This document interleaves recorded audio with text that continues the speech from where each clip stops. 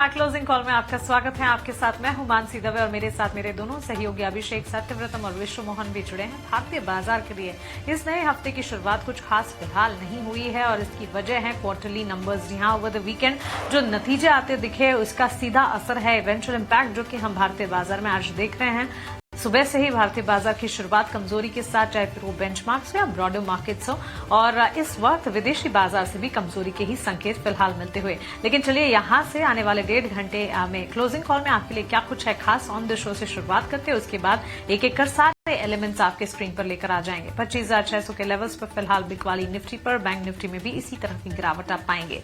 बस यहां से चंद मिनटों में एफएनओ स्ट्रैटेजी यानी कि इन स्तरों को देखते हुए भारतीय बाजार पर इंडेक्स वाइज आपकी रणनीति क्या होनी चाहिए, इस पर फोकस करेंगे हम। 2:05 पर मार्केट चेक के साथ साथ एफएनओ स्ट्रैटेजी आपके स्क्रीन पर लेकर आएंगे। वहीं क्लोजिंग ट्रेड्स 2:10 पर जब हमारे साथ हमारे एक्सपर्ट्स जुड़ेंगे, उनसे समझने की कोशिश होगी कि आखिर इन स्तरों पर स्टॉक वाइज क्लोजिंग ट्रेड्स क्या बनते हुए दिख रहे हैं, अपॉर्चुनिटीज क्या हैं, किस तरह के सेंटिमेंट्स हैं, अपसाइड या डाउन साइड बाय स्ट्रैटेजी या फिर सेल स्ट्रैटेजी बनती हुई दिख रही है। क्लोजिंग ट्रेड में समझेंगे। ऑप्शन के चैंपियन हर रोज की तरह दमदार ऑप्शन ट्रेड 2:40 पर हमारे एक्सपर्ट्स लेकर आएंगे। इस सेगमेंट का भी रहेगा इंतजार। वहीं 3 बजे दिन भर मार्केट में जो सारी खबरें आई हैं उनमें से important set of news flows आपके लिए मार्केट एट 3 सेगमेंट में आपको बताएंगे। बीटीएसटी एसटीबीटी ट्रेड जब बाजार बंद होने में महज 20 मिनट बचे होंगे तब हमारे एक्सपर्ट से समझेंगे कि आखिरी 20 मिनट में क्या कोई मौके खरीदारी की तरफ या बिकवाली की तरफ बन रहे हैं नहीं, और साथ ही लगातार ट्रिगर्स हम आपको हर रोज बताते हैं। अगले दिन के लिए important set of economic indicative actions और इवेंट्स क्या हैं, ये 3:20 पर बताएंगे। बाजार की बड़ी बातें आपकी स्क्रीन पर अब आ जाएंगी। करीब 120 अंकों की गिरावट 25,600 के इर्द गिर्द हम देख रहे हैं। निफ्टी में फिलहाल कामकाज नजर आ रहा है। उसी तरह बैंक निफ्टी में भी निचले स्तर से करीब 200 अंकों की रिकवरी जरूर देखने को मिली है, लेकिन काफी वॉलेटाइल है निफ्टी बैंक निफ्टी दोनों भी, और साथ ही मिड कैप स्मॉल कैप में भी हम देख रहे हैं volatile cues towards downside ज्यादा हावी होते हुए इस वक्त नजर आ रहे हैं। निजी बैंक क्षेत्र, ऑयल गैस क्षेत्र और आईटी सेक्टर में सबसे ज्यादा दबाव। वैसे तो एफएमसीजी सेक्टर को छोड़ दीजिएगा तो लगभग सारे सेक्टर्स में बिकवाली है, लेकिन सबसे ज्यादा गिरावट private bank space, oil and gas और आईटी सेक्टर से इस वक्त नजर आ रही है। और आईटी सेक्टर में भी हम देख रहे हैं विप्रो जैसी कंपनियों के नतीजों के आने के बाद ब्रोकरेज डाउनग्रेड रिपोर्ट्स भी आए हैं। नतीजों में भी काफी कुछ रहा जिसके चलते बिकवाली है। रिलायंस के शेयर पर भी दबाव है, करीब 4% की गिरावट। रिलायंस बिग बॉय के भी नतीजे आते हुए दिखे, नतीजों के बाद ब्रोकरेजेस भी एक्टिव होते हुए दिखे, स्टॉक प्राइस में डाउन ट्रेंड्स नजर आ रहे हैं। वहीं एचडीएफसी बैंक, आईसीआईसीआई बैंक भी नतीजों के बाद बिखरते हुए नजर आ रहे हैं। करीब 1 से 3% की गिरावट इन मेजर बैंकिंग प्लेयर्स में भी है। So clearly larger sectors, larger कंपनियां, लार्जर स्क्रिप्ट्स हैं जो कि गिरावट झेल रही है। बड़ी दिग्गज बैंकिंग कंपनियां, रिलायंस जैसे स्टॉक्स और आईटी मेजर्स में बिकवाली है, जिसका असर हम देख रहे हैं स्टॉक प्राइसेस पर रिफ्लेक्ट होता हुआ। लेकिन चलिए ये तो बात हुई बाजार की बड़ी बातों की, लेकिन स्टॉक वाइज बजिंग ट्रेंड कहां पर है, टुवर्ड्स अपसाइड या डाउन ट्रेंड्स, विश्व मोहन से समझते हैं। गुड आफ्टरनून विश्व मोहन। गुड आफ्टरनून मानसी और अभिषेक, आप दोनों को। और बजट की लिस्ट की शुरुआत करें उससे पहले पीएनबी पर एक नजर डाल लेते हैं, क्योंकि पीएनबी के तीसरी तिमाही के नतीजे जो आए हैं, मुनाफा बैंक का 4,508 करोड़ से बढ़कर 5,100 करोड़ के पार निकला है। ईयर ऑन ईयर बेसिस पे ये मुनाफे की मैं बात कर रहा हूं। और नेट इंटरेस्ट इनकम, इसमें कमी आई है। नेट इंटरेस्ट इनकम बैंक का 11,000 करोड़ से घटकर 10,533 करोड़ पर आ गया है। तो एनआईआई कमजोर रहा है। ग्रॉस एनपीए में हालांकि यहां पर कमी दिखी है, करीब 3.45% से घटकर ये 3.19% पे आ गया है। और नेट एनपीए 0.36% से घटकर 0.32%। लेकिन प्रोविजनिंग यहाँ पे बढ़ती हुई दिखी है, 643 करोड़ से बढ़कर 1150 करोड़ के आसपास। और देखिए नतीजों के बाद पीएनबी पे दबाव और भी ज्यादा बढ़ा है, 5% से ज्यादा की गिरावट। यानी बजर्स की लिस्ट में पीएनबी को हमने पहले नंबर पे रखा है। और अब बात कर लेते हैं अन्य बजर्स की। दिग्गजों से यहां पे दबाव ज्यादा है। रिलायंस इंडस्ट्रीज, नतीजों में दबाव की 2 वजह है। एक तो रिटेल का जो ईबिटा था और रिटेल डिमांड थी काफी सुस्त, और दूसरा रूस से जो इनकी इंपोर्ट का इन्होंने कम कर दिया है, उससे अब ग्रॉस रिफाइनरी मार्जिन को लेकर चिंता है। 3% टूटा है। हालांकि ब्रोकरेज हाउसेस की जो रिपोर्ट है वो अच्छी दिख रही है। आईसीआईसीआई बैंक 2% रिजर्व के बाद, हालांकि नतीजे आपको खराब नहीं लगेंगे, लेकिन जो एग्री लोन को लेकर जो प्रोविजनिंग की बात आई है उसका दबाव यहां पर आईसीसी बैंक के नतीजों के बाद दिखा है। एचडीएफसी बैंक लगातार कई सत्रों से कमजोर नजर आ रहा है, नतीजे ठीक ही थे, इनलाइन थे, हल्की गिरावट आज के सत्र में, क्योंकि पहले ये काफी टूट चुका है। रियल्टी शेयरों में लगातार गिरावट का दौर चल रहा है। शुक्रवार को हल्की रिकवरी की कोशिश जरूर हो रही थी, लेकिन आज फिर से दबाव है। गोदरेज प्रॉपर्टीज आज फिर से 5% टूट गया है। ब्रिगेड को देखिए करीब 4.25% की गिरावट, लोढ़ा में 2.5% तक की गिरावट। तो डिमांड का कंसर्न है, स्लोडाउन की चिंता है, और जिस तरह से जियोपॉलिटिकल रिस्क है, तो सेंसिटिव सेक्टर होता है रियल एस्टेट, इंफ्रा जैसे सेक्टर, जहां पर सबसे पहले दबाव आना शुरू हो जाता है। नतीजों के बाद आरबीएल बैंक और विप्रो, ये दोनों की पिटाई काफी ज्यादा हुई है। और विप्रो का जो रेवेन्यू आउटलुक है, चौथी तिमाही को लेकर जो उन्होंने आउटलुक दिया है, वो बाजार को बिल्कुल पसंद नहीं आए हैं, और उसका दबाव यहां पर 8% टूटा हुआ है। और आरबीएल बैंक देखिए करीब 7% की गिरावट यहां पर भी है। लेकिन तीसरी तिमाही, दिसंबर तिमाही के जो नतीजे हैं कुछ कंपनियों के लिए अच्छे भी रहे हैं। जिंदल 100, जहां पर ऑपरेशनल जो उनका परफॉर्मेंस है, उसके जो आउटलुक है वो अच्छे हैं, और साथ ही ऑर्डर बुक काफी मजबूत नजर आ रही है, उससे बाजार को सपोर्ट मिला है। 16% की जोरदार तेजी। जेएसडब्ल्यू इंफ्रा नतीजे के बाद यहां पर मजबूत तेजी 7.5% की, और टेक महिंद्रा, ये नतीजे भी बाजार को पसंद आए हैं, 3.5% से ज्यादा की तेजी यहां पर भी दिख रही है। बजट की लिस्ट में आखिरी काउंटर, इस लिस्ट को लंबा नहीं करेंगे, डीजीसीए ने इंटरग्लोब पर 22 करोड़ की पेनाल्टी लगाई है, और एक टॉप मैनेजमेंट को एक वार्निंग भी गई है, और एक वीपी लेवल के एक एम्प्लॉई को यहां पर हटाने का भी निर्देश दिया गया है। हालांकि ये चीजें अब बैक सीटेड हो गई है, आगे अब इनके परफॉर्मेंस पर अब बाजार की नजर रहेगी। चीजें अब काफी क्लैरिटी कंपनी की तरफ से भी दी गई है। आज 4% से ज्यादा की तेजी इंटरग्लोब में देखने को मिल रही है। चलते हैं अभिषेक के पास और समझ लेते हैं बाजार में जो दिन के निचले स्तरों से हल्की रिकवरी दिख रही है, इसके पीछे क्या कारण है, कौन से सेक्टर है जो बाजार को मदद या दबाव बना रहे हैं, और क्या कौन से की लेवल्स होंगे जिन पर हमें नजर रखनी चाहिए इंडेक्स लेवल पर। अभिषेक बताइए। Vishwamohan, good afternoon. देखिए आज फिर से कमजोरी है, और आज की कमजोरी थोड़ी सी गंभीर इसलिए भी है क्योंकि नतीजों के चलते ये आई है कमजोरी। रिलायंस, आईसीसी बैंक, इसके अलावा और भी कई सारे नतीजे बाजार को पसंद नहीं आए, और जियोपॉलिटिकल टेंशन बाजार के लिए है ही, और इससे सेंटिमेंट कमजोर हो रहा है। आप देखेंगे कि यूरोप में मैं चेक कर रहा था, सारे के सारे बाजार, चाहे कैक हो, डैक्स हो, फुट्सी हो, सारे के सारे कमजोर हैं, और डाउ फ्यूचर में लगभग 400 अंकों के आसपास की गिरावट है। तो बाजार के लिए जो संकेत हैं वो निश्चित तौर पर नरम हैं, और उस बीच जो नतीजा है वो भी एक्साइट करने का काम कर नहीं पाए। हालांकि दिन के निचले स्तर से लगभग 125 अंकों के आसपास से रिकवरी निफ्टी में हो गई है, और निफ्टी बैंक की बात करें तो निफ्टी बैंक में लगभग हम देख रहे हैं कि 250 अंकों के आसपास की रिकवरी निफ्टी बैंक में आ गई है। तो थोड़ा सा लोअर लेवल से बाइंग तो आ रही है, बट वो कन्विक्शन का कहीं ना कहीं विश्वमोहन अभाव है, और अभी भी जो एक की हडल होगा निफ्टी के लिए वो होगा 25,800 का। 12 जनवरी के बाद आज हमने इंट्राडे में देखा कि निफ्टी फिर से 25,500 के नीचे गिरा है। FMCG, PSU bank, metal, auto को अगर छोड़ दें तो बाजार में चौतरफा आज के सत्र में हमें बिकवाली देखने को मिल रही है, और स्मॉल कैप मिड कैप का भी माहौल काफी ज्यादा खराब है। इंडेक्स लेवल पर आधे से 1% के आसपास की नरमी वहां पर है। निफ्टी मेरा मानना है कि जो सपोर्ट रेंज यहां से होगी वो होगी 25,500 का, 25,500 से लेकर 25,400। 25,000 की मैं पुट चेक कर रहा था, वहां पर करीब 4 लाख कॉन्ट्रैक्ट्स का विश्वमोहन ओपन इंटरेस्ट है, तो एक की सपोर्ट के तौर पर वो काम करेगा। और लेकिन मेरा मानना है कि 25,600 और फिर 25,800 ये एक मजबूत रेजिस्टेंस है। देखते हैं कि बाजार इसको कब तक पार करता है। मेरा ये मानना है कि अभी भी आप इंडेक्स में ना तेजी की नई पोजीशन मत बनाइए। अगर किसी के शॉर्ट्स हैं तो आप 2500 के स्टॉप लॉस लगा के आप मंदी की पोजीशन को आप होल्ड कर सकते हैं, और अभी भी जहां पर भी नतीजों में आपको अच्छी चीजें दिखें, जहां पर भी कहीं ऑर्डर की खबर हो, या फिर कोई बजट को लेकर कोई हमारी एक्सक्लूसिव खबर आ रही हो कि न्यूज हो, आप उन पर फोकस करके चलिए। निफ्टी के लिए तो स्ट्रेटजी निश्चित तौर पर यही है। रेंज अभी सीमित है, 25,800 जब तक नहीं निकलता है तब तक आपको बाजार में बुलिश नहीं होना है। निफ्टी बैंक में भी शुरुआती झटका लगा आईसीसी बैंक के चलते, और हमने देखा कि एचडीएफसी बैंक का भी शेयर नरम था। हालांकि लोअर लेवल से थोड़ी थोड़ी स्ट्रेंथ आ रही है, लेकिन आईसीसी बैंक में आज तीसरे सत्र में गिरावट आ रही है। विश्वमोहन, हमें ध्यान रखना चाहिए। हालांकि अच्छी चीज ये है कि निफ्टी के मुकाबले में पहले से भी कह रहे हैं कि निफ्टी बैंक ज्यादा स्ट्रांग है। निफ्टी बैंक जितने भी मूविंग एवरेजेस हैं आप देखेंगे सभी के ऊपर कारोबार कर रहा है। आज इंट्रा में 10 डे डीएमए के नीचे फिसला था लेकिन वहां से रिकवर कर रहा है। तो निफ्टी बैंक पहले वाला जो हमारा स्टांस था कि बाय ऑन डिप्स का एक कैंडिडेट हो सकता है। मेरा मानना है कि 59,500 एक सपोर्ट लेवल है और 59,800 से 60,000 के बीच में कहीं न कहीं रेजिस्टेंस है। लेकिन अगर आपको 59,500 के आसपास मिले तो आप निफ्टी बैंक में बाइंग कीजिए, कोई दिक्कत की बात नहीं है। वैसे भी आप देखेंगे तो ओवरसोल्ड टेरिटरी में एचडीएफसी बैंक चला गया था, थोड़ा संभलने की कोशिश कर रहा है।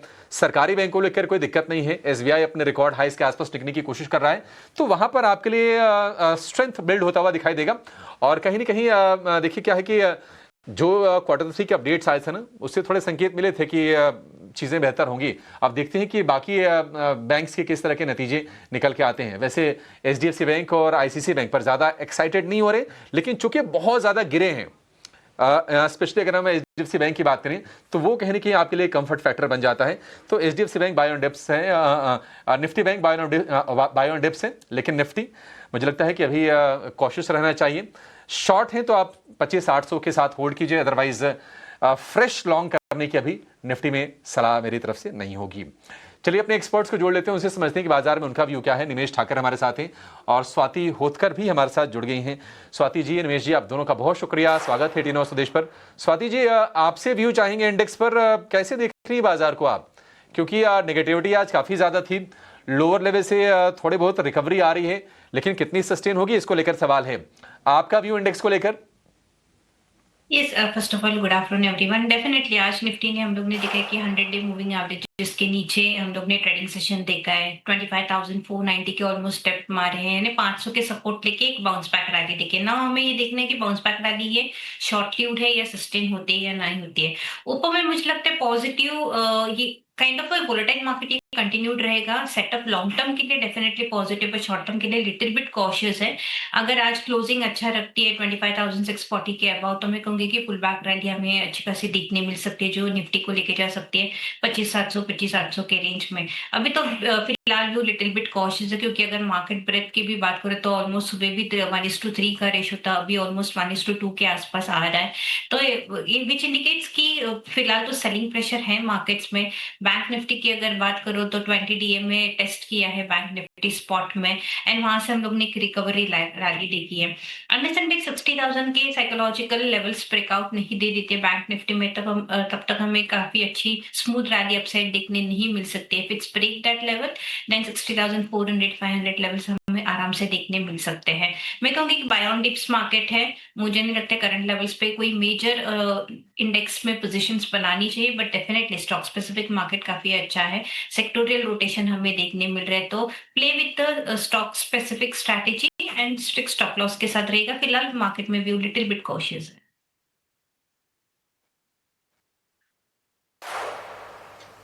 ओके, एहतियात बरतना है इंडेक्स वाइज, लेकिन हाँ गिरावट में खरीदारी के मौके स्टॉक वाइज आपको ढेरों मिलते हुए दिखेंगे। जिस तरह स्वाति हमें समझा भी रही हैं, सेक्टोरल चर्निंग काफी हद तक होती हुई दिख रही है और इसी के चलते स्टॉक वाइज मूवमेंट पर खास तौर से नजर रखनी चाहिए। तो फिर चलिए स्टॉक वाइज ही हमारे एक्सपर्ट्स के रेडार पर क्या कुछ है ये समझ लेते हैं हमारे अगले सेगमेंट क्लोजिंग ट्रेड्स में।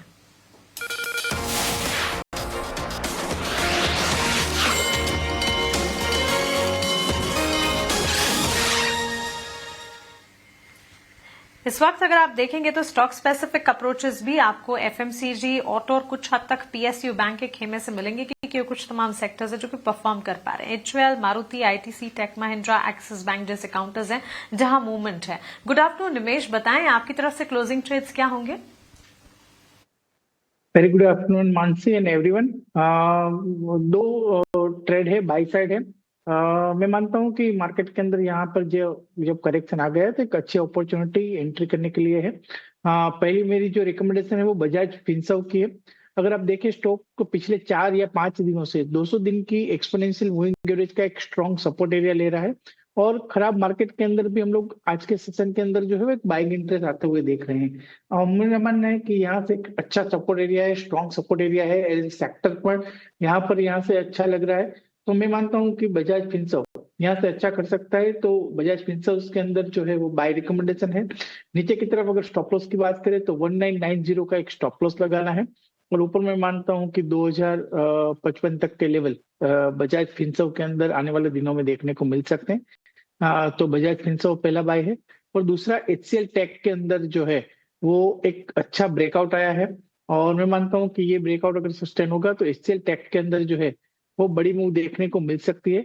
तो HCL टेक के अंदर करंट लेवल से जो है वो बाय रिकमेंडेशन है। नीचे की तरफ स्टॉप लॉस जो लगाना है वो 1695 का लगाना है, और ऊपर मैं मानता हूं कि 1750 तक के लेवल शॉर्ट टर्म में HCL टेक के अंदर देखने को मिल सकते हैं।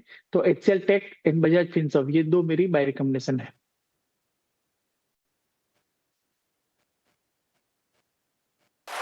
2065 के टारगेट्स को मद्देनजर रखते हुए बजाज फिनसर्व में खरीदारी के मौके फर्दर अपसाइड एक्सपेक्टेड है और HCL टेक्नोलॉजीज करीब 1% की तेजी के साथ इस वक्त कामकाज करता हुआ 1711 के स्तर पर 1750 तक के लक्ष्य आंक कर चल रहे हैं। Nimesh, Swati, good afternoon to you as well. आप बताइए आपकी तरफ से क्लोजिंग ट्रेड्स क्या होंगे?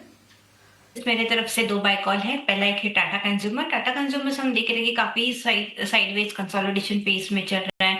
इंपॉर्टेंट पॉइंट ये कि ये 50, 100, 200 डीएमए के ऊपर काफी वेल प्लेस्ड है। मार्केट्स में लिटिल बिट वोलेटाइल है, बट ये काफी अपनी स्ट्रेंथ इंटैक्ट रख रहा है। करंट लेवल्स पे मुझे लगता है इसमें बाय कॉल करना चाहिए।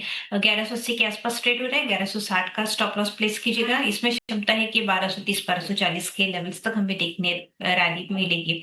सेकेंड बाय कॉल मेरा टाटा स्टील पे है। आज स्टील सेक्टर्स में काफी अच्छी स्ट्रॉन्ग मोमेंटम रैली देखी है। एंड टाटा स्टील में मान से इंटरेस्टिंग ऑब्जर्वेशन ये है कि मंथली चार्ट्स में इसने काफी क्लस्टर रेजिस्टेंस जोन था 185 का, वो ब्रेकआउट किया है एंड वॉल्यूम्स के डिसेंट वॉल्यूम्स के साथ ब्रेकआउट्स हुए हैं। आज के दिन में भी ये ऑलमोस्ट काउंटर प्लस में है। आई बिलीव कि इसमें काफी स्ट्रॉन्ग पोटेंशियल है एटलीस्ट ये 200 के लेवल्स तक रैली दिखाने के। तो करंट लेवल्स पे बाय कीजिएगा। Place a strict stop loss of 183 rupees for a target of 200 rupees.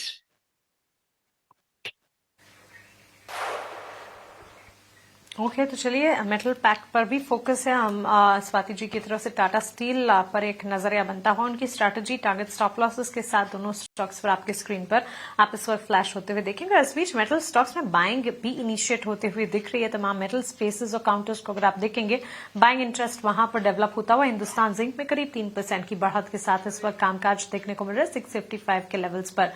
लेकिन turning eyes to auto ancillary, Nimesh एक टेक आपसे सीएट पर मैं जानना चाहूंगी। कंपनी के नतीजे आने वाले हैं और नंबर से ठीक पहले स्टॉक में एक पॉजिटिव मूव है भी। ऊपरी स्तरों से थोड़ा हल्का जरूर हुआ है ये स्टॉक, लेकिन इसके पिछली तिमाही के नतीजे को अगर याद करें Q2 के रिजल्ट्स काफी अच्छे आए थे और नतीजों के साथ साथ स्टॉक चला भी था towards it's day high, in fact towards it's 52 weeks high stock ने ट्रेड किए थे जब पिछली तिमाही नतीजे कंपनी ने पोस्ट किए थे। नंबर से ठीक पहले 3858 के लेवल्स पर सीएट खड़ा है, आपकी राय क्या होगी? एक स्ट्रक्चर है अभी शॉर्ट टर्म का, एक साइडवे का स्ट्रक्चर है और स्टॉक अभी फिलहाल 100 डेज की एक्सपोनेंशियल मूविंग एवरेज का एक स्ट्रॉन्ग सपोर्ट एरिया ले रहा है, एक स्ट्रॉन्ग बेस बना रहा है वहां पर। मैं मानता हूं कि जिस तरह से रेंज है ऊपर में अगर 3950 के ऊपर अगर ये स्टॉक निकलता है तो अच्छा मूव देखने को मिल सकता है। रिजल्ट है, थोड़ी अनसर्टेनिटी है, बट जिस तरह से टायर कंपनियां ने जिस तरह से परफॉर्म किया है एज ए सेगमेंट वाइज, मैं मानता हूँ यहाँ से अच्छे रिजल्ट आने की उम्मीद है।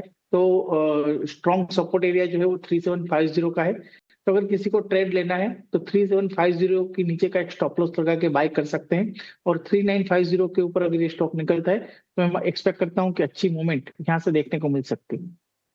सीट को लेकर ये राय निमेश जी की तरफ से आ रही है। लेकिन एक और हेवी वेट जहां पर आज नतीजों के बाद काफ़ी गिरावट दिख रही है वो है रिलायंस इंडस्ट्रीज।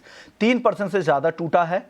नतीजों में ऐसी क्या बात थी, कौन सी ऐसी निगेटिविटी आई है जिस वजह से ये गिरावट बढ़ी है? ऑलरेडी टूटा है, हमने पहले भी देखा था कि पिछले कई सत्रों से कमज़ोर रहा है। अभिषेक के पास चलते हैं, उनके पास कुछ आंकड़े हैं। अभिषेक बताइए इसके पीछे की कहानी क्या है, रिलायंस इंडस्ट्रीज में आज की गिरावट के पीछे?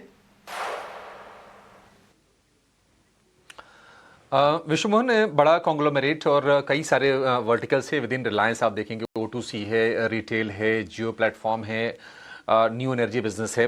अब ये मतलब सारे के सारे नतीजे कमज़ोर नहीं है, लेकिन कुछ कुछ ऐसे नतीजे कमज़ोर आए हैं जिनको लेकर उम्मीदें थोड़ी ज़्यादा होती हैं और कहीं ना कहीं एक तरह से रिलायंस के लिए कैश काउ भी कहा जाता है, वो है रिटेल का सेगमेंट।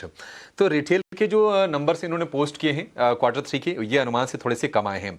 और वैसे भी अगर आप देखेंगे जो टोटल जो कंसोलिडेटेड एबिटा है जो उसमें सिर्फ 1% की बढ़त है और ये एनालिस्ट के अनुमान से कम है।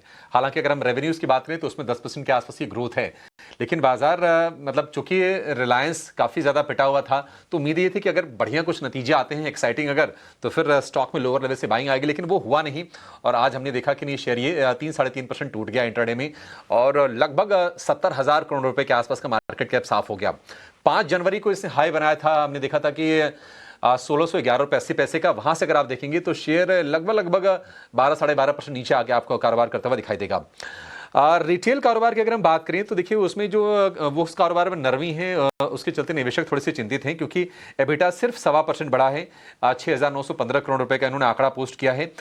मार्जिन की बात करें तो मार्जिन भी कम हुआ है, 8.6% से गिरकर 8% का मार्जिन इन्होंने रिपोर्ट किया है। और मार्जिन में गिरावट की वजह यह है कि हमने देखा था कि पिछले क्वार्टर में फेस्टिवल्स थे तो फेस्टिवल डिस्काउंट्स वगैरह थे, जीएसटी के इम्प्लीमेंटेशन के बाद जीएसटी जो घटा उसका भी इम्पैक्ट आया, तो उसके चलते हमने देखा कि मुनाफे पर और इनके मार्जिन पर थोड़ा सा असर आ रहा है। और जियो के टैरिफ हाइक को लेकर शायद बाजार को सुनना चाहता था, उसको लेकर मैनेजमेंट की तरफ से कोई टिप्पणी आई नहीं है। तो ये सारी की सारी वजह हैं। हालांकि अगर आप ब्रोकरेजेस की रिपोर्ट देखेंगे तो उसमें कोई आपको विषयों निराशा नहीं दिखाई देगी। और ये अभी कि नहीं, ये तो पुरानी कहानी है, कभी मतलब मुझे याद भी नहीं है कि नहीं कब मैंने रिलायंस को लेकर कोई बहुत नेगेटिव रिपोर्ट कोई देखी हो। आप देखिए सिटी हो गया, मोतीलाल ओसवाल हो गया, नोमुरा हो गया, सभी के टारगेट 1700 रुपए से ऊपर के हैं। नोमुरा के टारगेट 1700 के हैं, मोतीलाल ओसवाल के टारगेट 1790 के हैं और सिटी की जो टारगेट है 1860 रुपए के हैं।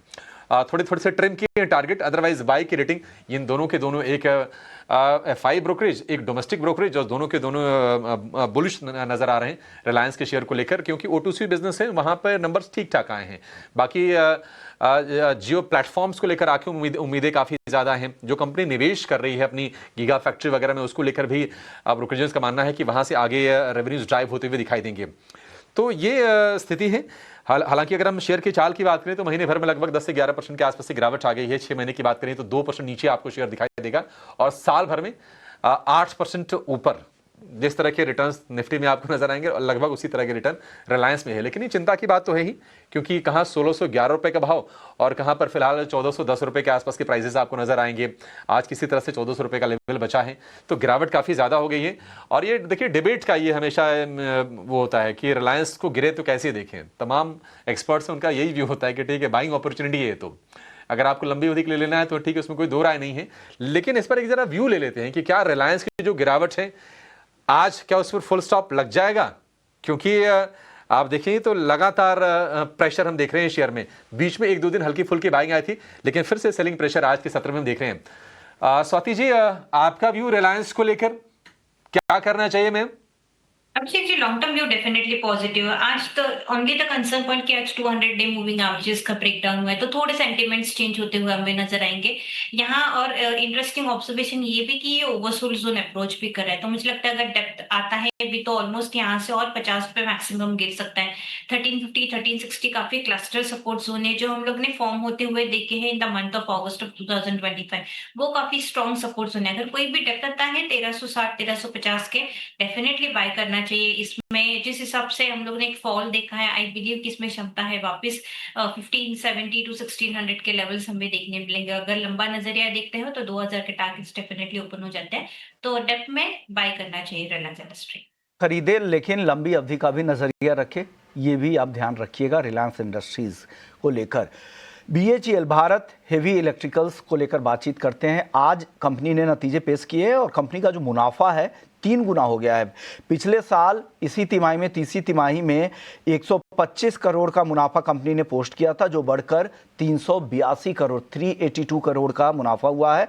और मुनाफे के पीछे की वजह है कि हायर एग्जीक्यूशंस, यानी जो ऑर्डर जो कंप्लीट कर रही हैं उसमें काफ़ी मजबूत है, और साथ ही ऑपरेटिंग लेवरेजेस में भी यहाँ पर सुधार देखने को मिला है। ये एक अहम वजह है।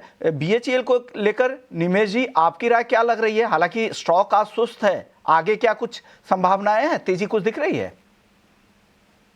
देखिए, स्टॉक एक मल्टीपल सपोर्ट एरिया के करीब ट्रेड कर रहा है। अभी फिलहाल 100 डेज की एक्सपोनेंशियल मूविंग एवरेज के आसपास ट्रेड कर रहा है और नीचे 255 के ऊपर 200 दिन की मूविंग एवरेज का सपोर्ट है। मैं मानता हूं कि अभी कोई ट्रेंड रिवर्सल का संकेत नहीं मिला है, बट मल्टीपल सपोर्ट एरिया है, और जो ऊपर से हम लोगों ने 308 रुपए से एक डाउनफॉल देखा है, यहाँ से डाउनफॉल के अंदर डेफिनेटली अच्छे रिजल्ट के चलते ब्रेक लग सकती है और स्टॉक एक साइडवे रेंज के अंदर चल सकता है। बट मेरा मानना है कि जब तक ये स्टॉक ऊपर में 270 के ऊपर बंद नहीं आता है, तब तक कोई बड़ी मूवमेंट आएगी ऐसे चांसेस नहीं लग रहे हैं, और स्टॉक एक रेंज में रहने के चांसेस मुझे ज्यादा लग रहे हैं। तो फिलहाल मेरी राय यही बनेगी, कभी थोड़ा वेट एंड वॉच कीजिए, और 255 के आसपास अगर आता है स्टॉक तो वहां पर अच्छी एंट्री अपॉर्चुनिटी मिल सकती है, और 270 जो है वो एक रेजिस्टेंस एरिया रहेगा। तो 255 से 270 के बीच में ये स्टॉक घूमता रहेगा, ऐसे चांसेस मुझे लग रहे हैं। तो फिलहाल अभी वेट एंड वॉच की राय है, और 255 के आसपास स्टॉक के अंदर बाय रिकमेंडेशन है।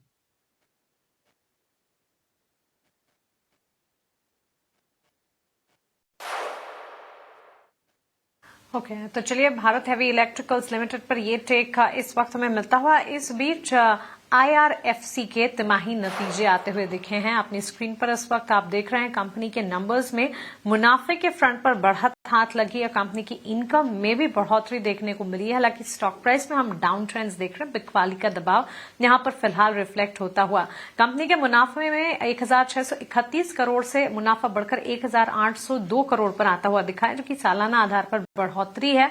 वहीं कंपनी की इनकम की अगर बात करें 1668 करोड़ से, ये भी बड़ी है, 1849 करोड़ पर जाते हुए दिखी हैं। सो प्रॉफिट और रेवेन्यूज के फ्रंट पर अपटिक्स तो हैं, लेकिन स्वाति IRFC के स्टॉक प्राइस में इस वक्त हम देख रहे हैं करीब 2% की गिरावट पर फिलहाल कामकाज 120 के स्तर पर ये स्टॉक। जैसे जैसे नतीजे आगे आ रहे हैं, स्टॉक प्राइस में और ज्यादा डिक्लाइंस नजर आ रहे हैं। मार्जिन्स के फिगर का इंतजार है, लेकिन इस वक्त जो ताजा आंकड़े आते हुए दिखे हैं, IRFC के चार्ट्स आपको कैसे नजर आते हैं?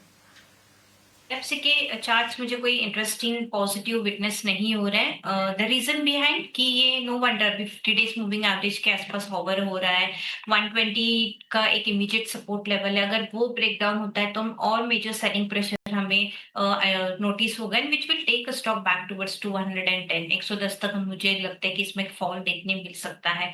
तो करंट लेवल्स पे आई विल नॉट रिकमेंड की बाय पोजीशन, बट जिनके पास भी हो एटलीस्ट 118 का स्ट्रिक्ट स्टॉप लॉस रखिएगा। पॉजिटिव मोमेंटम ये टर्न अराउंड होगा whenever it will give a breakout of 126 rupees. उसके ऊपर अगर क्लोजिंग रखता है, सस्टेन होता है, तो ये मेजर ट्रेंड चेंज होते हुए रहेगा। बट अभी फिलहाल के लिए ट्रेंड नेगेटिव है, तो फिलहाल अवॉइड करना चाहिए पूरे स्टॉक।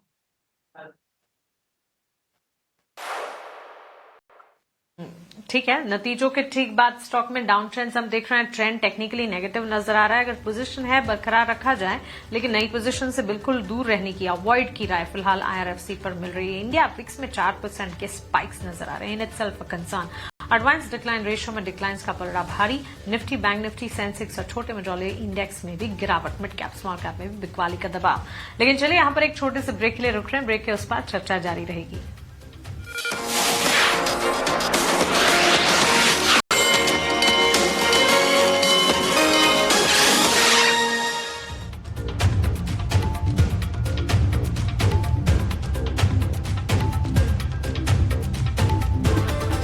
रिकवरी आ तो रही है, लेकिन कॉन्फिडेंस नहीं लौट रहा है। निफ्टी में गिरावट है करीब 100 अंकों के आसपास की, 25,600 के पड़ाव के पास आपको कारोबार करता हुआ नजर आएगा। और निफ्टी बैंक की बात करें तो लगभग 225 अंकों के आसपास की गिरावट निफ्टी बैंक में है। और आज 700 शेयर अगर ऊपर हैं तो 2200 से ज्यादा शेयर हम देख रहे हैं कि गिरावट के साथ आपको कारोबार करते हुए नजर आएंगे। एक और एक्सपर्ट को साथ में जोड़ते हैं और बाजार की चर्चा को जरा आगे बढ़ाते हैं। कुछ निवेश के लिए हम शेयर समझेंगे। हमारे साथ जुड़ गए हैं ओम कैपिटल के राजेश अग्रवाल। राजेश जी, बहुत शुक्रिया आपको समय देने के लिए। स्वागत है आपका 18 स्वदेश पर। राजेश जी, Q3 के नंबर से बहुत उम्मीदें थी। जिनसे भी बातचीत होती थी लोग यही कहते थे कि नहीं, Q3 के नंबर आएंगे, बाजार का मूड सुधरेगा, FIs वापस आएंगे। अब ये इनिशियल जो नंबर्स आए राजेश जी, कुछ ऐसा होता हुआ दिखाई नहीं दे रहा है। बाजार को लेकर अब आपका व्यू क्या बन रहा है सर बजट से पहले? गुड आफ्टरनून अभिषेक जी, और बाकी भी जो पैनल में मित्रगण है सबको नमस्कार। देखिए, मेरा अपना ये मानना है कि तीसरी तिमाही के जो नतीजे आए वो सेलेक्ट पॉकेट्स में बहुत अच्छे आए, जैसे कि IT कह लीजिए या बैंकिंग कह लीजिए। जो नंबर्स आए वो ठीक ठाक आए, उतने खराब नहीं थे। कुछ एक पॉकेट्स में खराब आए, तो एट बेस्ट ये कहा जा सकता है कि मिले जुले आसार नजर आए। जो बिकवाली चल रही है वो बेसिकली जो जियोपॉलिटिकल टेंशन कह लीजिए या इंडिया यूएस टैरिफ का जो दिक्कतें हैं, उसमें जो डील नहीं हो पा रही है, डिले हो रहा है, उसको लेकर के चल रहे हैं और इस वजह से एफआई की लगातार बिकवाली बनी हुई है। एफआई की अगर आप देखें तो सिर्फ पिछले हफ्ते में 14,000 करोड़ के ऊपर की बिकवाली उन्होंने कर ली, 26,000 करोड़ के आसपास की बिकवाली सिर्फ जनवरी महीने में अभी तक हो गई है। तो ये सेंटिमेंट बिगाड़ रहा है। अदरवाइज मुझे लगता है कि उतने हालात कॉर्पोरेट की तरफ से नहीं आए हैं। कुछ नजरें इस वक्त बाजार की जो है वो यूएस के जो जीडीपी डेटा आएंगे या ट्रम्प साहब की जो डावोस में स्पीच है उस पे आएंगे, उस पर डिपेंड करता है। शॉर्ट टर्म में ये वॉलेटिलिटी बिल्कुल बनी हुई है। और बजट की अगर बात की जाए तो बजट में दिन ही कितने बचे हैं, मेरे ख्याल से 5-7 ट्रेडिंग सेशन बचे होंगे, तो उसमें कोई टेक्निकल कॉल लेकर के ट्रेडिंग पोजीशन बनाए तो जुदा बात है। इन्वेस्टमेंट के लिए मैं समझता हूँ कि थोड़ा सा मध्यम से लंबी अवधि का नजरिया रखना चाहिए। ठीक है, इन्वेस्टमेंट के लिए मध्यम से लंबी अवधि का नजरिया रखनी चाहिए और बाजार में थोड़ा वोलेटिलिटी, थोड़ी अनिश्चितता ये बनी रहेगी। अच्छा देखिए, कुछ कंसर्न्स ज्यों के त्यों हैं कि भारत अमेरिका के बीच में ट्रेड डील कब होगी। अब बाजार इसको लेकर बहुत परेशान हुआ और लगभग 10 महीने के आसपास का समय बीत गया है। अब देखते हैं कि ट्रम्प तो उधर अभी ग्रीनलैंड में उलझे हैं, वहाँ से ध्यान हटे तो फिर भारत के और अमेरिका के ट्रेड डील पर उनकी नज़र जाए।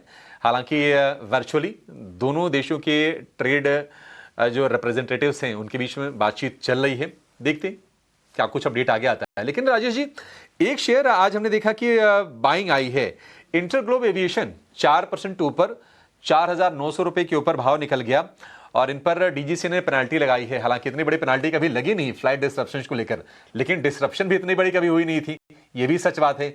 22 करोड़ रुपए की पेनाल्टी लगी। जेफरीज का ये कहना है कि क्वांटम ये पेनाल्टी का बहुत ही छोटा है और इन FY25 के टोटल प्रॉफिट का ये 0.3% ये बैठता है, मतलब आधा % भी नहीं है, तो बहुत कम है। बाजार इसको लेकर थोड़ा खुश है। आपको लगता है कि इंटरग्लोब एविएशन में बाइंग करनी चाहिए या फिर इसके भी नतीजे एक बार देख लें, उसके बाद जो करना आगे करेंगे?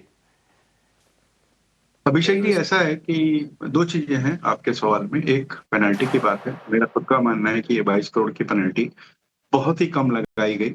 जिस तरीके के 5 दिन 6 दिन के जो हालात बनाए गए पूरे देश में, न केवल लॉस ऑफ बिजनेस इंटरग्लोब का हुआ बल्कि loss of reputation as a देश। पूरी दुनिया भर में जो भी ट्रैवल एंड टूरिज्म वाले हैं वहां पर हमारे लॉस ऑफ फेस हुआ है। तो ये पेनल्टी बहुत कम हुई है और हमारा ये अंदाज था कि यहाँ से बहुत बड़ी पेनल्टी हो सकती थी। खैर वो जुदा बात है, जो भी रेगुलेटर्स को ठीक लगा वो उन्होंने किया है और उस लिहाज से अगर देखा जाए तो शेयर प्राइस शेयर धारकों के लिए एक अच्छी खबर है।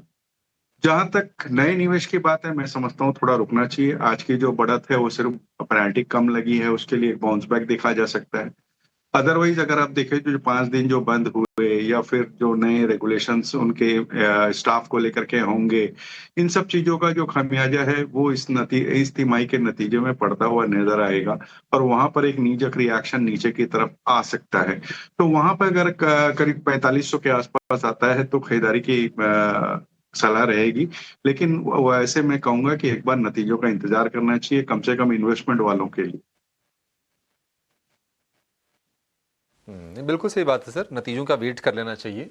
4500 संभव है, कोई दिक्कत की बात नहीं है। मतलब ऐसा नहीं कि कोई बहुत ज्यादा डाउनसाइड राजेश जी बता रहे हैं, क्योंकि नंबर देखिए ना, कमजोर तो आएंगे ही आएंगे और वो एक बार कमजोर आएंगे तो झटका भी लगेगा। बहुत सारे लोग उस अपॉर्चुनिटी को ग्रैब करने के लिए तैयार बैठे हैं। अब देखते हैं कब आता है, क्योंकि 5900 रुपए से शेयर गिरते गिरते 4600 तक गिरा। वहां से रिकवरी में ये पहुंचा था लगभग 5150 तक और वहां से फिर से रिट्रेस जब शेयर कर रहा था तो एक अच्छी खबर आ गई और उसके बाद ये हम बाइंग देख रहे हैं। इसको लेकर बहुत ज्यादा उत्साहित होने की जरूरत है नहीं। श्रीकांत चौहान हमारे साथ जुड़ गए हैं कोटक सिक्योरिटीज से। श्रीकांत जी, बहुत शुक्रिया आपका समय देने के लिए। श्रीकांत जी, आपके स्टॉक से शुरुआत कर लेते हैं। बताइए आप कहां पर बुलिश हैं और अभी आप क्या ट्रेड लेने की सलाह देंगे? तो good afternoon Abhishek ji, good afternoon everyone. और देखिए, वैसे मार्केट काफ़ी ट्रिकी है, काफ़ी डाइसी मार्केट है। एक बड़े रेंज के अंदर मार्केट ट्रेड कर रहा है। 25,900 के करीब बड़ा रेजिस्टेंस है, 25,500 475 के करीब अभी हम लोग मार्केट में बड़ा सपोर्ट आते हुए देखे और वापस मार्केट अपने ओपनिंग लेवल्स पे जा रहा है। तो थोड़ा सा मैं कहूंगा कि ये रेंज बाउंड मार्केट है, लोअर बाउंड्री हिट हो चुकी है, वापस अपर बाउंड्री की तरफ जा सकते हैं। तो जहां पे परफॉर्मेंस दिख रहा है हम उसी स्टॉक्स के साथ जाने की कोशिश करेंगे। आयशर मोटर, ये हमें अच्छा लग रहा है, 7350 7370 के करीब अभी ये ट्रेड कर रहा है।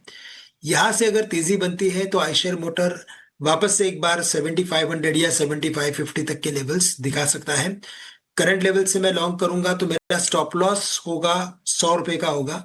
सो 7240 का स्टॉप लॉस रखना बहुत जरूरी है for the target of 7450 and 7550, ये दो टारगेट्स रखूंगा मैं। इसके अलावा मुझे अच्छा लग रहा है टेक्नोलॉजी स्टॉक्स में, हमें लगता है कि तेजी और बनेगी, और अगर टेक्नोलॉजी स्टॉक्स में तेजी बनती है तो यहाँ पे इन्फोसिस हमें लगता है कि और भी अच्छा प्रदर्शन कर सकता है। करंट लेवल से इन्फोसिस को खरीदा जा सकता है, 1680 के करीब ट्रेड कर रहा है, 1650 का स्टॉप लॉस रखे। और टारगेट्स हमें नजर आते हैं यहाँ पे 1730 और 1750 के। तो इन्फोसिस और आयशर मोटर, ये दो के साथ लॉन्ग करने की हम राय रखेंगे। लेवल से एक बार फिर से दोहरा देता हूं, 1650 रुपए का स्टॉप लॉस होगा इन्फोसिस के लिए और 1730 1750 की टारगेट होंगे इन्फोसिस के लिए। आयशर के लिए जो स्टॉप लॉस होगा 7240 का होगा, 7240 का टारगेट होगा, 7450 और 7550 ये टारगेट स्टॉप लॉस बेहतर होगा। आप डाल दें एक बार दर्शकों को, फिर चीजें और क्लियर हो जाएंगी। एक छोटे से ब्रेक का वक्त हो गया है, लेकिन आप कहीं जाएगा नहीं, क्योंकि एक बहुत ही दिग्गज मैनेजमेंट से हम बात करेंगे। नाल्को के सीएमडी हमारे साथ होंगे बृजेंद्र प्रताप सिंह, और बहुत शानदार तेजी हमने नाल्को के शेयर में देखी है। क्या प्लान है कंपनी के, जरा प्लांट से ही समझेंगे कंपनी का प्लान एक छोटे से ब्रेक के बाद।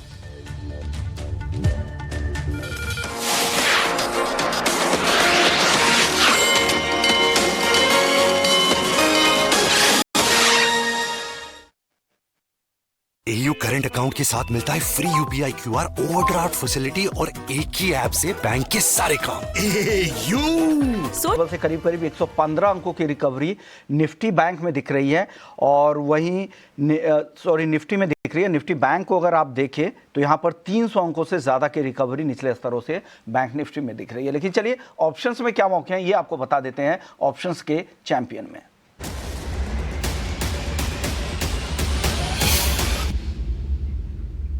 और ऑप्शंस के चैंपियन में ऑप्शन का ट्रेड बताने के लिए आज हमारे साथ एंजल वन से ओशो कृष्ण हैं।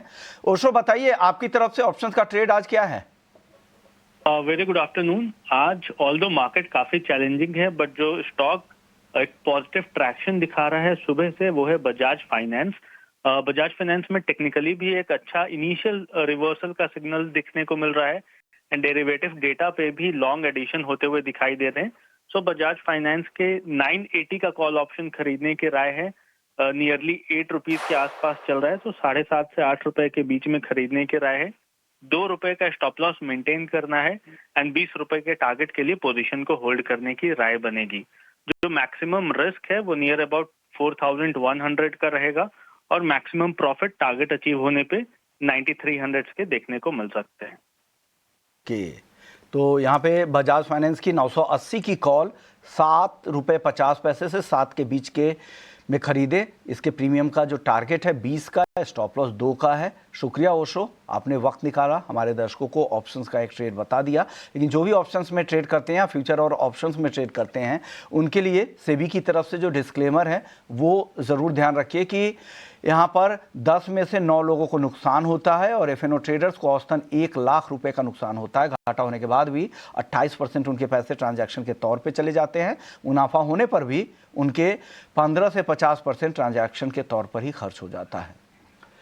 चलिए, लेकिन एक अहम अपडेट की तरफ आपको बढ़ते हैं और बता दें आपको कि मेटल और माइनिंग शेयरों में लगातार जो तेजी दिख रही है, इसको लेकर नाल्को से हमने बातचीत की है, क्योंकि पिछले 1 महीने में आप देखें तो यहाँ पर लगातार ज़बरदस्त तेजी है। क्या कुछ हो रहा है कंपनी के अंदर में, क्या नई तस्वीर निकल के आ रही है और आगे को लेकर मैनेजमेंट की क्या योजनाएं हैं? हमारे संवाददाता अंकुर मिश्रा ने कंपनी के उड़ीसा प्लांट का दौरा किया और सीएमडी बृजेंद्र प्रताप सिंह से खास बातचीत की। उन्होंने क्या कहा, आइए सुन लेते हैं। मैं उड़ीसा के आइकॉनिक नाल्को भवन में पहुंचा हूं और हमारे साथ खास बातचीत के लिए हैं मिस्टर बृजेंद्र प्रताप सिंह। और बहुत बहुत स्वागत है आपका ईटी नाउ स्वदेश पे।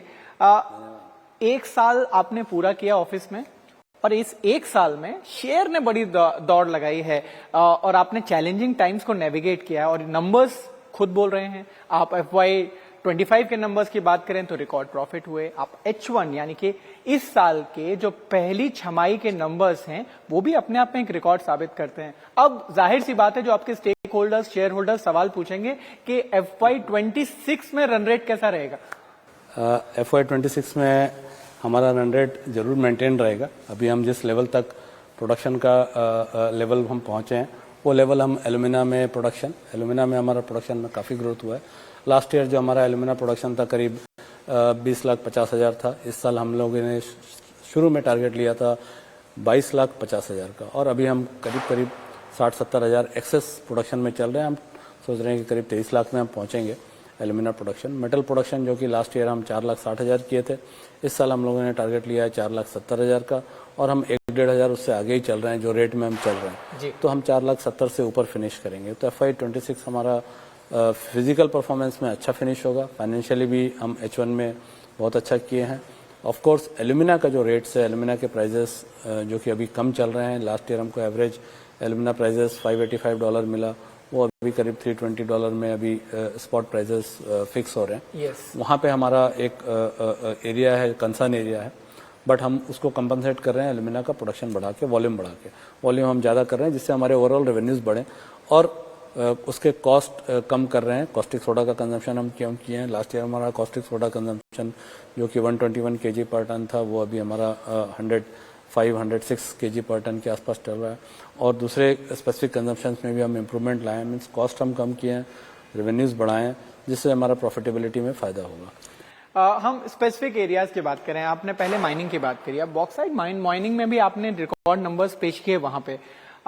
अगर हम जो एक्सपेंशन की बात करें या प्रोडक्शन की बात करें तो वहां पर क्या योजना है, पर्टिकुलरली अगर हम माइनिंग की बात करें? माइनिंग की अभी हमारी जो टारगेट है, हमारा पोटांगी माइंस हमको इमीडिएटली स्टार्ट करना है। बॉक्साइट माइंस जो कि वहाँ पे 111 मिलियन टन का रिजर्व है और उसकी कैपेसिटी होगी हर साल हम वहाँ से 3.1 मिलियन टन एक्सकेवेट करेंगे। वहाँ MDO टेंडर ऑलरेडी अवार्ड हो गया है, MDO वहाँ इंगेज हो रहा है और हमारा टारगेट है कि हम जून में वहाँ से फर्स्ट एक्सकेवेशन स्टार्ट करेंगे। बिल्कुल। और आपका जो एक्सपोजर है वो पावर सेक्टर में काफी है, वहां पे काफी यूज करते हैं। अब EV भी नया एरिया ऑफ ग्रोथ है, रिन्यूएबल हो गया। वहां पर किस तरीके का आपको सिचुएशन दिखाई दे रहा है? आपको लगता है कि अगर हम इस साल की पर्टिकुलरली बात करें तो डिमांड और ज्यादा बढ़ने वाली है?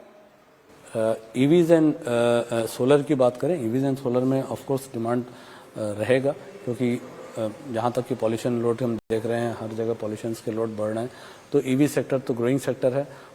सोलर सेल्स आ रहे हैं, ग्रीन पावर की ज़रूरत है तो काफ़ी जगह सोलर फार्म्स आ रहे हैं, तो पावर सेक्टर में भी सोलर में ग्रीन पावर की ज़रूरत पड़ेगी, तो वहाँ पे सोलर पावर का भी काफ़ी स्कोप है। तो ये दोनों सेक्टर काफ़ी ग्रोइंग सेक्टर है और ये दोनों सेक्टर में एल्युमिनियम की डिमांड बढ़ेगी।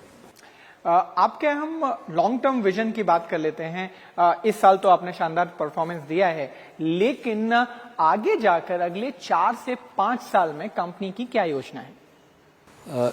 अभी हमारा जो फोकस है वो एक इमीडिएट फोकस है कि एग्जिस्टिंग हमारे जो प्लांट है उसके ऑपरेशंस में हम प्रोडक्शन कैसे मैक्सिमाइज कर सकें। वो ऑलमोस्ट हम अपने रेटेड कैपेसिटी से 120% में चल रहे हैं। आगे आने वाले टाइम में हमारा पहला टारगेट है फिश स्ट्रीम रिफाइनरी को हम कमीशन करें, जो कि जून में हमें कमीशन करना है। पोटांगी माइंस को स्टार्ट करें जून में, दिस ईयर जून में, 26 जून में। और इसके साथ में हम स्मेल्टर्स, हमारे स्मेल्टर जो कि कैपेसिटी अभी हमारी कैपेसिटी जो कि 0.46 मिलियन टन है, 0.5 मिलियन टन का स्मेल्टर अलॉन्ग विथ 1080 मेगावाट का पावर प्लांट हम उसके साथ में लेके आए। इसके लिए DPR का प्रोसेस ऑलरेडी स्टार्ट हो गया है। हमारा टाइमलाइन है कि हम इस ईयर जून जुलाई तक DPR कंप्लीट करें, नेक्स्ट ईयर तक ऑर्डरिंग करके ग्राउंड वर्क स्टार्ट करें नेक्स्ट ईयर मिडिल में, एंड वहाँ से 3-3.5 साल लगेगा। तो जून लास्ट में और मे बी दिसंबर 30 में या अर्ली ऑफ 31 में ये 0.5 मिलियन टन का plant along with power plant of 1080 megawatt को हम कमीशन करें। एक आखिरी सवाल मैं आपसे बजट के लिए ले लेता हूं। अब कुछ ही दिन बचे हैं जब वित्त मंत्री जी बजट पेश करेंगी। आपकी इस बजट से क्या उम्मीदें हैं? भारत एक अभी सबसे ग्रोइंग इकोनॉमी है और जैसे कि माननीय प्रधानमंत्री जी का ये है इच्छा है और उनकी जो निर्देश है कि 2047 में हमें विकसित भारत बनना है, तो इसमें बहुत इम्पॉर्टेंट है कि ग्रोइंग इकोनॉमी के लिए इंफ्रास्ट्रक्चर में स्पेंडिंग हो। तो हमें पूरा उम्मीद है कि इस साल भी जैसे प्रीवियस ईयर्स में इंफ्रास्ट्रक्चर में फंडिंग होते हैं, इस साल भी expenditures on infrastructure development, EV sectors and solar sectors में ज़्यादा होंगे। चलिए, बहुत बहुत शुक्रिया हमसे बात करने के लिए और उम्मीद करते हैं कि जब बजट वित्त मंत्री जी पेश कर देंगे और ये उम्मीदें पूरे भी होंगी, हम आपसे फिर से एक बार बात करेंगे। बहुत बहुत शुक्रिया। तो ये थे नाल्को के सीएमडी बृजेंद्र प्रताप सिंह। इनको आप सुन रहे थे कि इनकी जो टारगेट है कि कैसे एल्युमिनियम प्रोडक्शन को बढ़ाएंगे। ग्लोबल आप देख भी रहे कि उत्पादन लगातार कम हो रहा है, चाहे वो यूरोजोन हो जहां पर इलेक्ट्रिसिटी की दिक्कतों की वजह से और साथ ही चाइना में एनवायरमेंटल कर्व्स की वजह से प्रोडक्शन वहाँ पर लगातार कम हो रहा है और उसका फ़ायदा इन कंपनियों को डेफिनेटली मिलता भी दिख रहा है। तो डिमांड सप्लाई का एक जो गैप है उसका फ़ायदा कंपनी उठा भी रही है। चलिए, वक्त है ब्रेक का। ब्रेक के बाद आएंगे तो इस स्टॉक पर तो राय दिलवाएंगे और साथ ही बेहतरीन ट्रेडिंग पिक भी लेकर आएंगे। चलो।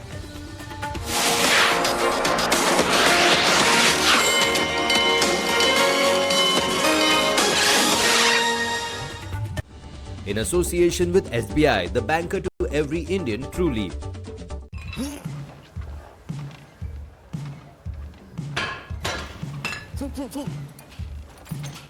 इलेक्ट्रिकल्स के नतीजे, हालांकि हम इस कंपनी की इतनी अच्छी चर्चा नहीं करते हैं, पर जंप जो है वो साल दर साल बहुत बेहतरीन देखने को मिला है और देखिए लगभग दुगना हो चुका है कंपनी का मुनाफा और स्टॉक में भी लगभग 5% का उछाल है। पर बाकी कुछ नंबर्स भी आए हैं जिसमें कि BHEL ये काउंटर के भी नतीजे आए हैं।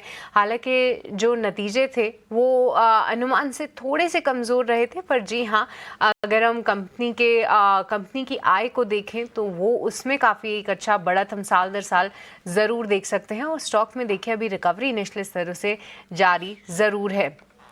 इसी के साथ साथ कुछ एक और काउंटर्स पर भी एक बार नज़र डालते हैं जहां पर कई सारे बैंकिंग काउंटर्स में तो देखिए हम एक्शन देख ही रहे हैं, पर ब्रॉडर मार्केट स्पेस से कहीं ना कहीं आप देखेंगे कि जिंदल 100 ये काउंटर की जो है हमने सुबह से ही एक तेज़ी देखी थी, 9%, 12% और अब 16% का उछाल जो है ये पर्टिकुलर काउंटर दिखा रहा है।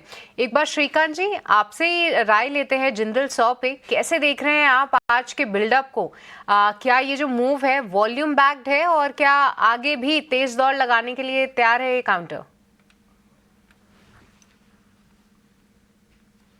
बिल्कुल। तो देखिए, यहाँ पे जो आज की एक्टिविटी है वो काफी स्ट्रांग है और इतनी बड़ी एक्टिविटी के साथ जब अपने इंपॉर्टेंट स्विंग हाई को अगर ये क्रॉस कर सकता है विद राइज इन वॉल्यूम, तो काफी क्लियरली ऐसे समझ में आता है कि ये स्टॉक और बढ़ सकता है। हमें लगता है कम से कम 200 रुपए तक के लेवल्स ये दिखा सकता है। अभी 180 के करीब ये स्टॉक ट्रेड कर रहा है। काफी बड़ी गिरावट भी हमने इसमें देखी थी, बहुत ही बड़ी गिरावट थी। ये स्टॉक था 400 रुपए के करीब, वहां से ये स्टॉक 150 रुपए के करीब आया था और अभी जाके इसमें तेजी बनी है। तो इसमें एक ऐसा लग रहा है कि पुल बैक ट्रेंड की शुरुआत हुई है और ये पुल बैक और भी कंटिन्यू हो सकता है, लेकिन मिनिमम कम से कम हम 200 रुपए के लेवल्स देख सकते हैं। और बहुत ही बेस्ट के सिनारियो में क्या होता है कि जो पूरा फॉल होता है उस फॉल का 40% रिट्रेस करने की कोशिश करता है कोई भी स्टॉक। तो अगर ये 40% अगर रिट्रेस करने जाता है तो फिर शायद हम 240 तक के भी लेवल्स देख सकते हैं। तो करंट लेवल से हमारी राय यही रहेगी कि इसमें अगर पोजीशन अगर है, इन्वेस्टमेंट्स अगर है, ओल्ड इन्वेस्टमेंट्स अगर अटके हुए हैं तो इसमें बने रहे और कम से कम 200 रुपए तक का इंतजार करें। राइट, तो चलिए 200 रुपए तक जाने का दमखम ज़रूर रखता है, बट इसकी चाल आगे कैसी रहेगी वो देखना इम्पॉर्टेंट है। कहीं ना कहीं आज जो है वॉल्यूम बैक मूव ज़रूर आप देख पा रहे हैं। बट एक और काउंटर जिसमें एक अच्छा मूव आ रहा है वो है कोलगेट पैल्मोलिव। यहाँ पर भी देखिए 0.4% की तेज़ी है। आमतौर पे ये काउंटर इतने बड़े मूव्स दिखाता नहीं है। श्रीकांत जी, यहाँ पर कुछ इंटरेस्टिंग आप फ्लैग ऑफ कर पा रहे हैं, क्योंकि एक बड़ा अंडर परफॉर्मर रहा है कोलगेट। देखिए ग्रोथ को लेकर भी जो है यहाँ पर बहुत सारे कंसर्न्स रहे हैं। कंपनी के नतीजों ने भी लगातार निराश किया है। मार्केट की उम्मीदें हर बार जो है इससे थोड़ी ज़्यादा ही रही हैं। आज के 3-4% के मूव को आप कैसे देख रहे हैं? नहीं, वैसे देखा जाए तो ये मूवमेंट भी काफी स्ट्रांग है मैं कहूँगा आज के दिन के मूवमेंट, आज के दिन की जो मूवमेंट है, आज के दिन की जो रिकवरी है, वो काफ़ी इंटरेस्टिंग है। और कई बार मैंने देखा है कि ये स्टॉक ने पास्ट में भी ऐसे ही सरप्राइज किया है। बड़े फॉल के बाद इसमें रिकवरी बनती है और रिकवरी लगातार बनी रहती है। इस बार ऐसी होगी कि नहीं रिकवरी, अभी से कहना मुश्किल है, क्योंकि आज फर्स्ट 1 या 2 दिन का ही पुल बैक हमें देखने मिल रहा है। लेकिन करंट लेवल्स मुझे लगता है काफ़ी अट्रैक्टिव है। इन लेवल से ये स्टॉक कम से कम यहाँ से वापस 2500 के लेवल्स आने वाले कुछ हफ्तों में दिखा सकता है। तो लोअर लेवल्स में मुझे लगता है कि इसका बॉटमिंग फॉर्मेशन हो चुका है, और करंट लेवल से अगर इसमें पोजीशन अगर ना हो तो भी बनाई जा सकती है। अगर इन्वेस्टमेंट्स अगर है तो इसमें बने रहे, 2500 का टारगेट्स नजर आता है। ऑलराइट, तो चलिए यहाँ पर कोलगेट पाल्मोलिव आमतौर पे इतना काउंटर आता नहीं है रेडार पे, और अब देखिए 12 बजे के बाद जो है एकाएक से मूव आने लगा कोलगेट में। ये थोड़ा इंटरेस्टिंग ज़रूर है, आने वाले कुछ दिनों में इसको ट्रैक ज़रूर करेंगे। पर चलिए फिलहाल इसी के साथ एक और वक्त हो चला, एक छोटे से ब्रेक का आप कहीं मत जाएगा। ब्रेक के उस पार हम अपने एक्सपर्ट से उनकी BTST या फिर STBT कॉल्स भी लेंगे।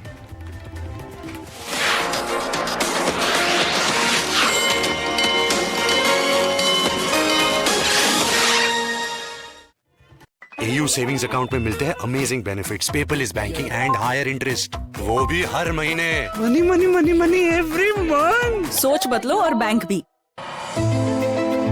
सनातन संस्कृति भाव हिंदुस्तान जिंक के अपने इस लेवल के आसपास हम देखने की टिका हुआ है, और चांदी की कीमतों में जो उछाल है उसका लगातार हमने देखा कि बेनिफिट मिला है। क्योंकि अगर आप H1 FY26 की अगर हम बात करें तो इनके प्रॉफिट में लगभग 40% का जो योगदान था वो सिल्वर से आया था। तो ये अब जो नतीजे आए हैं Q3 के, ये भी प्राइमा फेसी अच्छे लग रहे हैं, और मुनाफा 2678 करोड़ से बढ़कर 3916 करोड़ रुपए ईयर ऑन ईयर बेसिस के ये आंकड़े हैं। क्वार्टर ऑन क्वार्टर बेसिस पर देखेंगे शायद और बेहतर आपको ये नजर आएंगे। एक बार आय के फिगर आ जान देते हैं। आय निश्चित तौर पर 10,000 करोड़ रुपए से ज़्यादा की दिखाई देगी आपको, और फिलहाल जो शेयर है ये करीब करीब 2-2.5% ऊपर है। बेहतरीन रैली रही है हिंदुस्तान जिंक की, और कहानी एक अलग ही लेवल की रही है हिंदुस्तान जिंक और हिंदुस्तान कॉपर, अगर हम दोनों की बात करें तो। राय राजेश जी आपकी, हिंदुस्तान जिंक चला बहुत है और सिल्वर की कहानी तो रुकने का नाम नहीं ले रही है, बाकी भी मेटल चमक ही रहे। आपकी राय क्या होगी हिंदुस्तान जिंक को लेकर सर? देखिए, आपने सही कहा कि हिंदुस्तान जिंक ने बहुत जबरदस्त रैली दिखाई पिछले 2-3 क्वार्टर्स से। अगर आप देखो तो शेयरधारकों को अच्छी तरीके से रिवार्ड किया है, और सिल्वर का एक बहुत बड़ा योगदान रहा। इस बार के तो जो नतीजे अभी आप बता रहे हो उसके ब्रेकअप देखना पड़ेगा, लेकिन मुझे याद आता है कि पिछली तिमाही में अगर आप देखें तो 40% के आसपास की जो प्रॉफिटेबिलिटी थी वो सिल्वर से आई थी, और सिल्वर की लगातार डिमांड बढ़ती जा रही है। 3 लाख के ऊपर की चांदी इनके लिए बहुत पॉजिटिव बात कही जा सकती है। लेकिन कहीं ना कहीं जो वैल्यूएशन है वो थोड़ा सा कंफर्ट नहीं दे रहे हैं। अब आज की डेट में आज देखो तो हिंदुस्तान जिंक का जो मार्केट कैप है वो ऑलमोस्ट 3 लाख करोड़ के आसपास आ गया है, जो कि JSW स्टील के बराबर है। तो अब दोनों अगर एक ही मार्केट कैप में खड़े हैं तो आप समझ सकते हैं कि वैल्यूएशन कितना ओवरस्ट्रेच्ड हो गया है। कोई भी करेक्शन कहीं भी आएगा तो बहुत शार्प होगा। तो मैं समझता हूँ नई खरीदारी के लिए थोड़ा सा रिस्की बेट हो गया है। जिसके पास है वो अपना कोई स्टॉप लॉस लगा के बने रह सकते हैं। ठीक है, स्टॉप लॉस लगा के बने रहिए, लेकिन नई खरीद करना थोड़ा सा ना रिस्की हो जाएगा निश्चित तौर पर, क्योंकि 650 रुपए के ऊपर भाव हम देख रहे हैं। और अगर आप पिछले साल भर में देखेंगे तो लगभग 40% का उछाल इसमें आया है। 670 का इसने 52 वीक हाई बनाया था, और उसके थोड़ा सा ही नीचे आके आपको शेयर कारोबार करता हुआ दिखाई देगा। आय आप देखिए 8,600 करोड़ रुपए से बढ़कर 10,980 करोड़ रुपए, ये ईयर ऑन ईयर बेसिस के ये आंकड़े हैं। तो एबिटा हो, मतलब कामकाजी मुनाफा हो, या फिर प्रॉफिट हो, या फिर आय हो, हर पैरामीटर पर नंबर आपको अच्छे दिखाई देंगे, और 3% ऊपर डे हाई पर आपको फिलहाल ये शेयर नजर आएगा। मार्जिन भी देखिए इन्होंने इंप्रूव किया है, मतलब ऑलरेडी काफी अच्छे हेल्दी मार्जिन थे, उसको भी इन्होंने आगे इंप्रूव कर लिया है, and all the credit goes to silver. उसके चलते ये हमने जबरदस्त रफ्तार देखी है। लेकिन चलिए 3 बज गए हैं और ये समझ लेते हैं कि मार्केट में अभी तक क्या हुआ है, आज का एक्शन किस तरह का रहा है, कहां पर हमने बड़ी तेजी देखी है, वॉल्यूम बजर्स कौन से स्टॉक रहे हैं, और पूरी की पूरी समरी लेकर हमारे साथ जुड़ गए हमारे सहयोगी आनंद शुक्ला।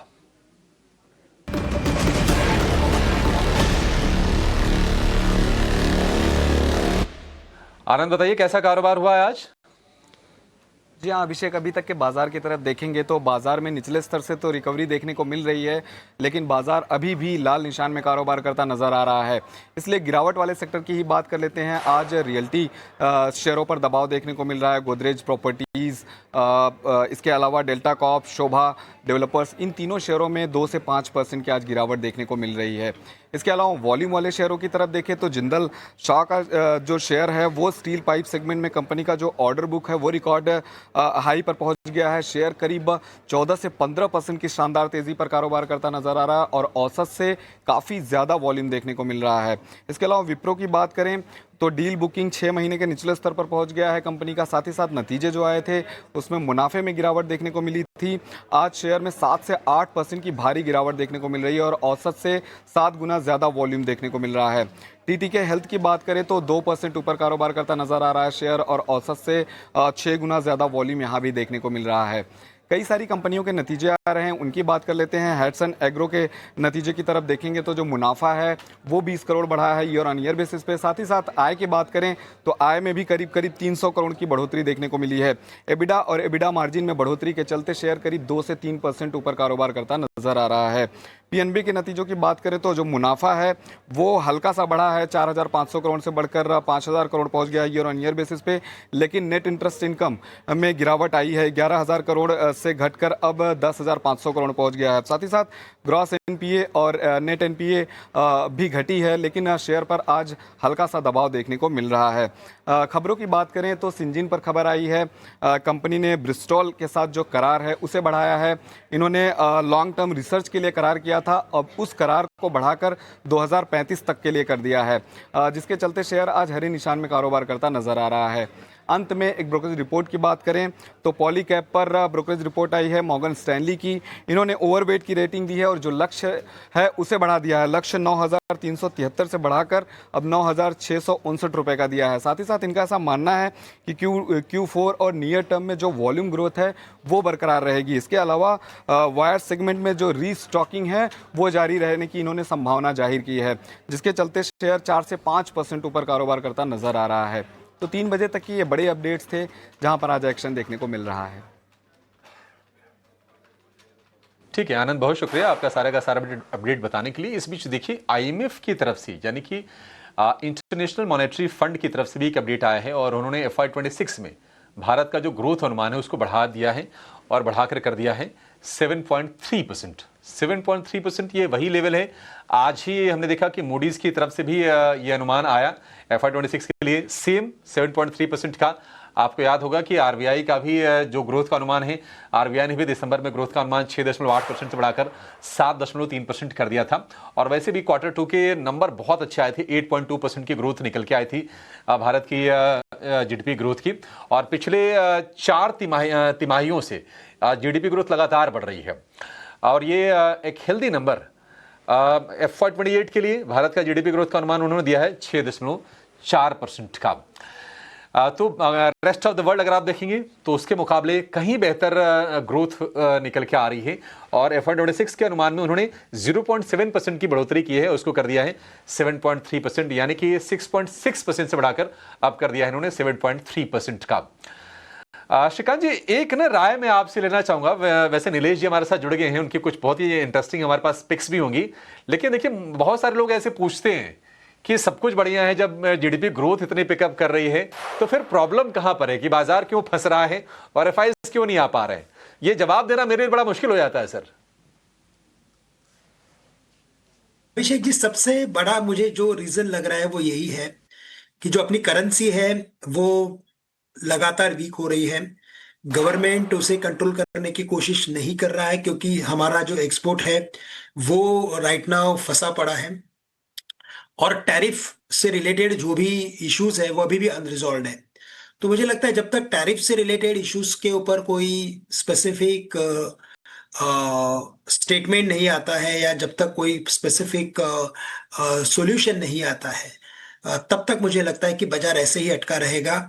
और साथ ही साथ अगर आप देखें तो अर्निंग सीजन स्टार्ट होने के बाद थोड़े होप्स थे कि यहाँ पे मार्केट इंप्रूव कर सकता है करके, लेकिन जो दिग्गज कंपनीज है जैसे कि आईसीआईसीआई बैंक, रिलायंस इंडस्ट्रीज, इन लोगों ने थोड़ा सा डिसअपॉइंट किया है, जिसकी वजह से मार्केट प्रेशर में है। तो मुझे लगता नहीं कि मार्केट मार्केट देखिए, मार्केट खराब नहीं है, लेकिन market because of uncertain news flow एक रेंज के अंदर फंसा हुआ है, और इसी रेंज के अंदर और मुझे लगता है ट्रेड करते हुए नजर आएगा। मैक्रोज नो डाउट अभी अच्छे हैं, पास्ट में भी अच्छे थे, लेकिन टैरिफ से रिलेटेड मुझे लगता है कि बहुत कुछ ऐसी घटनाएं हो रही है जिसकी वजह से हमारी करेंसी जो है वो एफआईएस को यहाँ पे इन्वेस्ट करने के लिए एक अच्छा जो एक माहौल होता है वो माहौल नहीं बना के दे रही है, जिसकी वजह से मार्केट प्रेशर में है। ओके, तो बाजार को लेकर ये कुछ इंसाइट्स आपको यहाँ पर दिख रहे हैं। इस बीच नीलेश जैन भी हमारे साथ मौजूद है। नीलेश जी, अब तो क्लोजिंग ट्रेड्स की बजाय आप BTST बता दीजिए या STBT भी हो, जो भी हो आपकी तरफ से सर आज। बिल्कुल, very good afternoon to everyone. देखिए, यहाँ पर खरीदारी पर फोकस है, जिस हिसाब से स्टॉक स्पेसिफिक कुछ चुनिंदा स्टॉक्स में काफी अच्छा मोमेंटम हमें आज देखने को मिल रहा है। एक स्पेस है, वो है NBFC स्पेस, जहां पर काफी अच्छा मोमेंटम अक्रॉस ऑल स्टॉक्स हम देख रहे हैं। तो श्रीराम फाइनेंस ये पर्टिकुलर काउंटर इसे खरीदारी करने की सलाह होगी, क्योंकि इसके प्रीवियस ट्रेडिंग सेशन में हमने काफी अच्छा पुल बैक मूव देखा था। आज एक फॉलोअप मूव हमें यहाँ पे देखने को मिल रहा है। श्रीराम फाइनेंस में हम यहाँ से एक मोमेंटम एक्सपेक्ट करके चल सकते हैं कल या फिर 1 से 2 दिनों के ट्रेडिंग सेशन को ध्यान में रखते हुए। ऊपरी स्तर पर अगर हम टारगेट की बात करें तो 1055 तक के टारगेट के ध्यान में रखते हुए श्रीराम फाइनेंस को लॉन्ग करने की सलाह होगी। 985 का स्टॉप लॉस रखना होगा एंड खरीदारी करने की सलाह होगी श्रीराम फाइनेंस को। उसके अलावा जो दूसरा स्टॉक हमें पसंद आ रहा है वो है अशोक लेलैंड।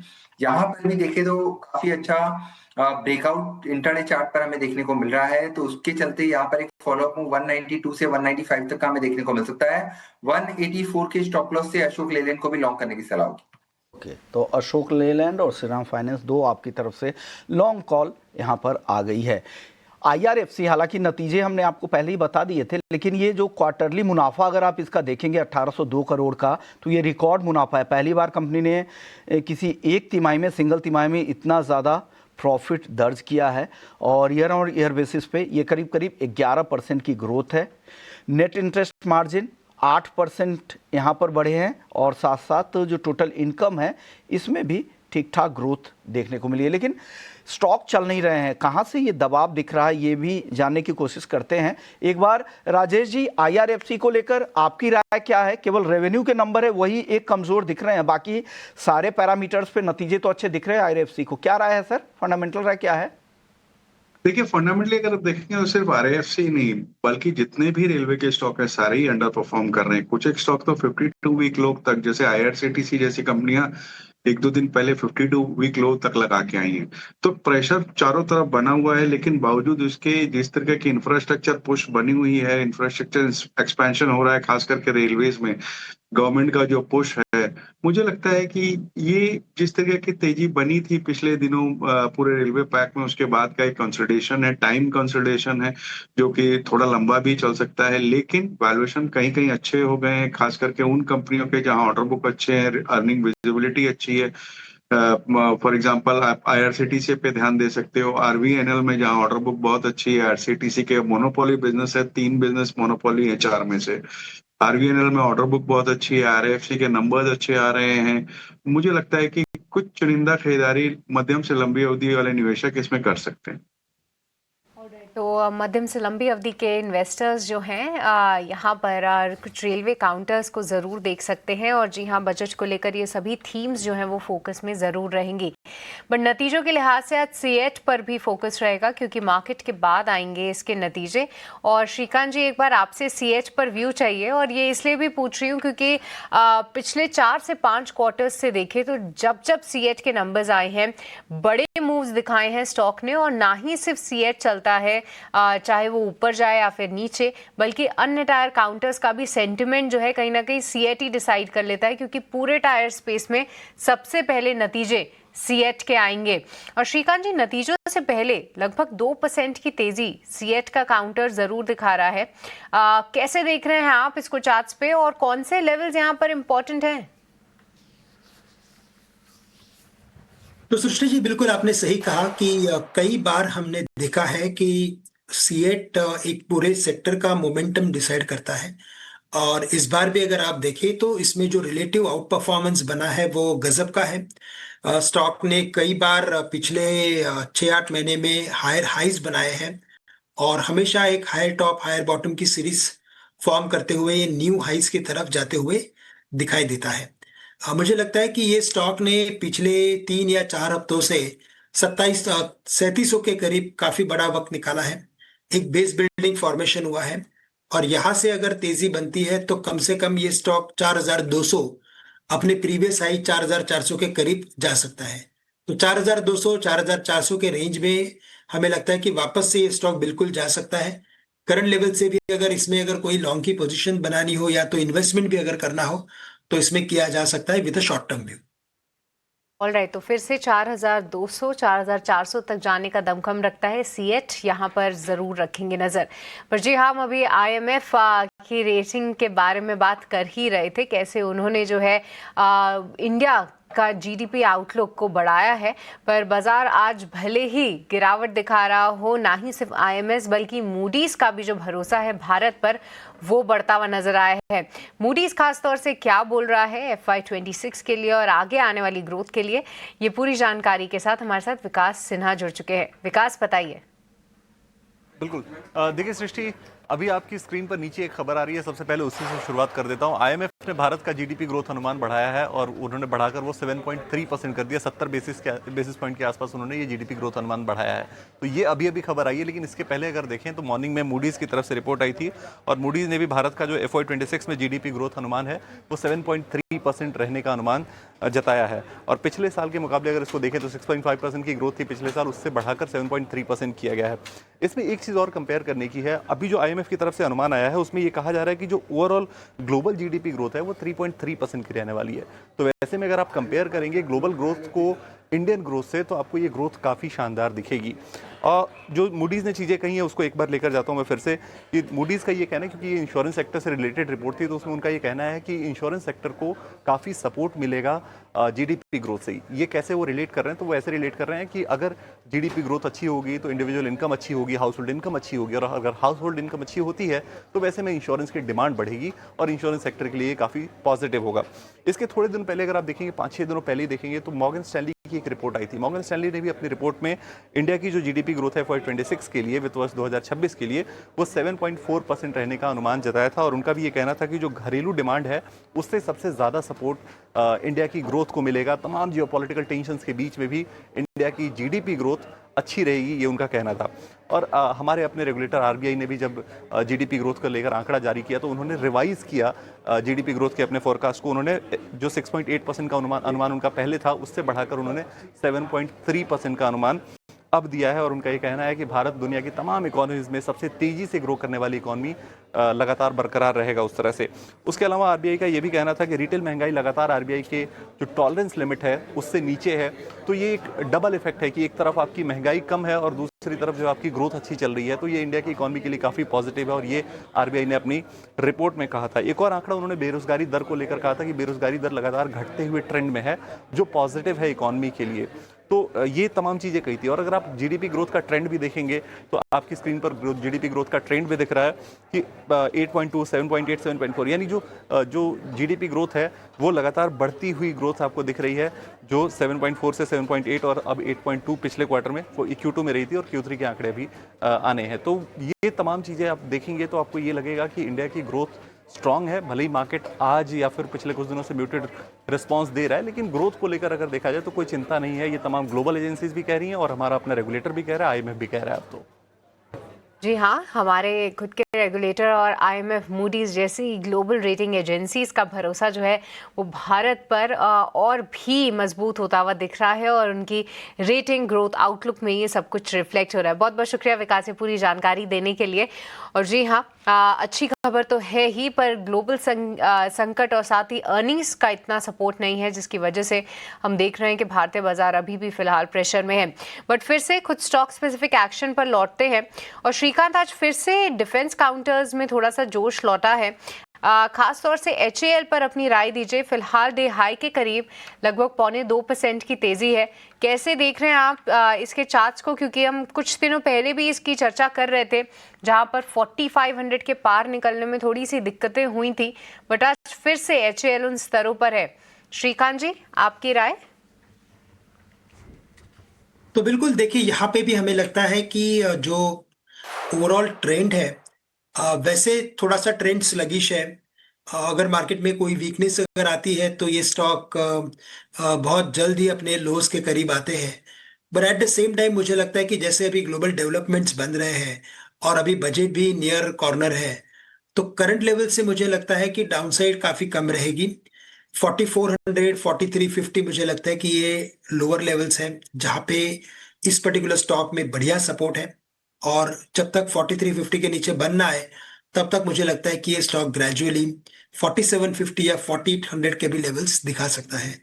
तो करंट लेवल से भी हमारी राय यही रहेगी कि इसमें जो लॉन्ग पोजीशन है उसके साथ बने रहे, और अगर कोई पोजीशन अगर ऐड भी करनी हो तो बिल्कुल इसे ऐड किया जा सकता है 4350 के स्टॉप लॉस के साथ।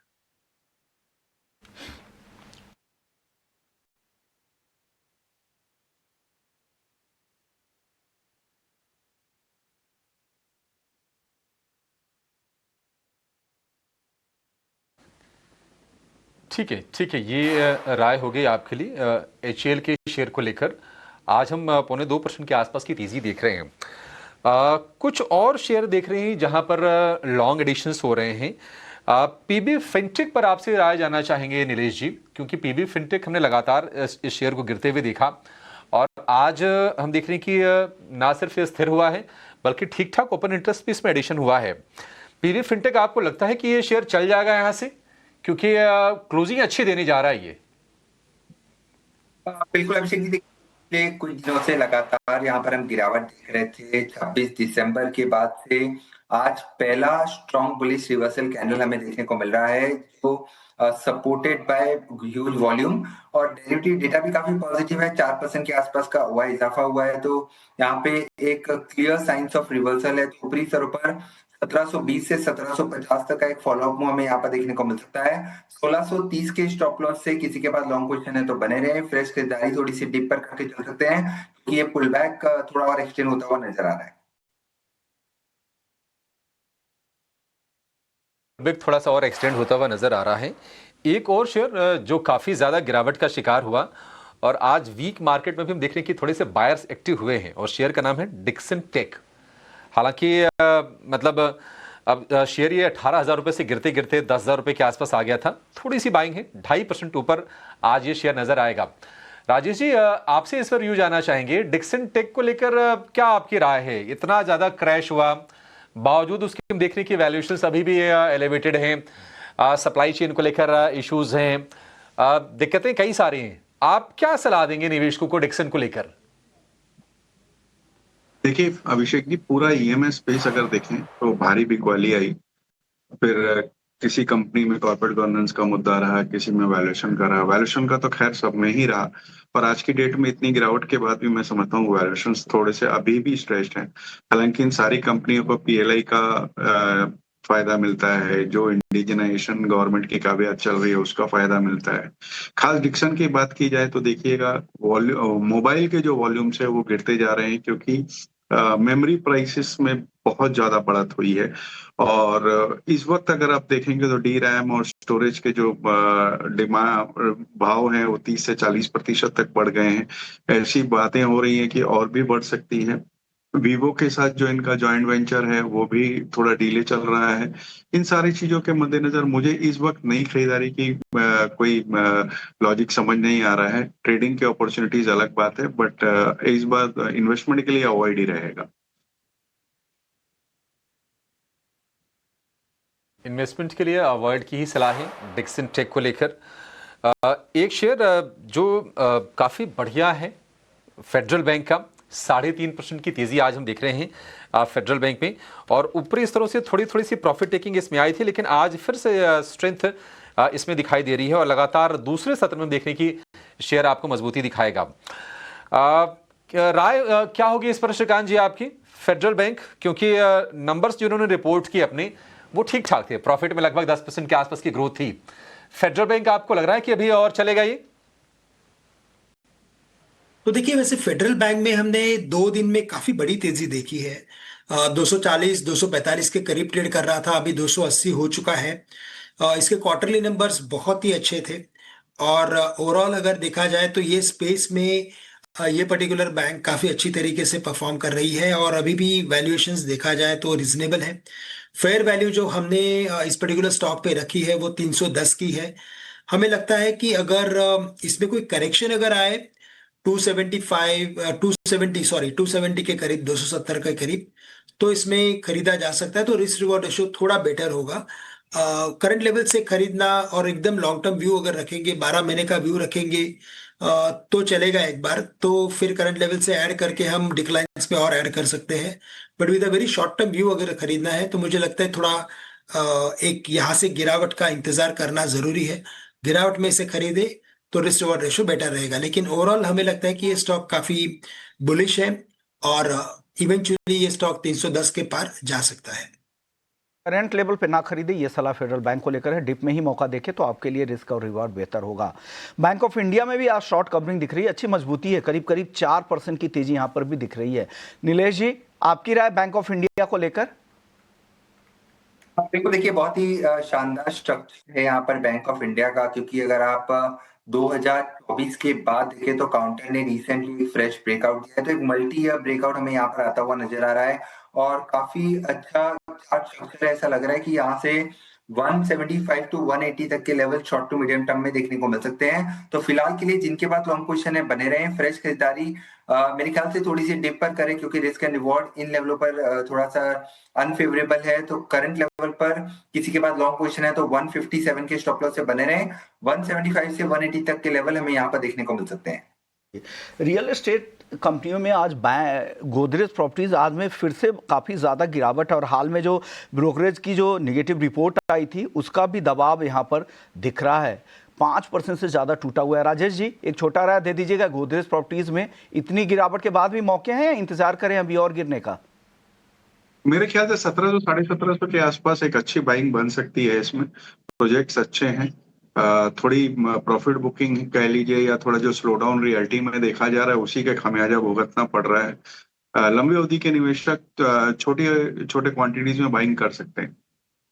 ऑलराइट, तो लंबी अवधि के निवेशक छोटी क्वांटिटीज़ में बाय कर सकते हैं। आगे के प्रोजेक्ट्स जो हैं वो काफ़ी अच्छे हैं। पर जी हाँ, देखिए कल की अगर हम बात करें तो निफ्टी कंपनी की कोई भी अर्निंग्स नहीं है, बट इसके अलावा गुजरात गैस, साइन, डीएलएम, साथ ही साथ Supreme Petrochem, ITC Hotels, Rallis, इन कुछ चुनिंदा कंपनीज के जो है नंबर्स आना बाकी हैं।